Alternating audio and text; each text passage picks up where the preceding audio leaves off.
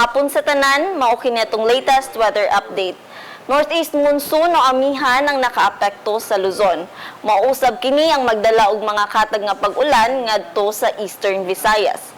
Samtang sa mga nabiling bahin sa Visayas, lakip na gyud ang probinsya sa Sugbo, makasinati kita og generally fair weather ug kaning maayo nga panahon magpadayon over the weekend ug until next week. Para sa kahimtang sa hangin ug kadagatan, labi na gyud ugma nga fluvial parade, makasinati ang Central Visayas ug hinay ngadto sa kasarangan nga hangin nga adunay malinawon ngadto sa kasarangan nga mga pagbalod sa kadagatan. Atong adlaw musilang ugma sa alas 6 sa buntag. Para sa dugang impormasyon, bisitaha among mga social media accounts sa Twitter ug Facebook, mag-subscribe sa among YouTube channel ug bisitaha among official website bagong.pagasa.dust.gov.ph.